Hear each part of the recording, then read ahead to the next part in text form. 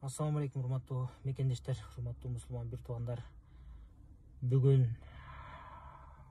Кыргызстандагы өлкөбүздөгү эң күчтүү аалымдарыбыздын бири устазыбыз Чубак ажыдан айрылдык.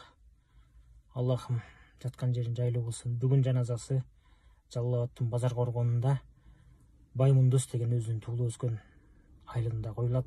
Саат 4-төн 6-га чейин аралыкта жаназасы болот. Аллах таалам устазыбыздан ыраазы болсун. Дуа кылыңыздар Кыргызстаныбыз үчүн, ислам дини үчүн ушундай бир орду толгуз чоң салым кошкон инсандардын бири эле. Көзүнүн тирүүсүндө көптөгөн Кыргызстаныбыздын күчтүү инсандар баалай албадык. Assalamu alaikum урматтуу мусулман бир туугандар.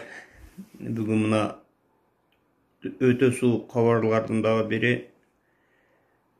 ажекебиз Чубак ажынын каза болгонун азыр уктук.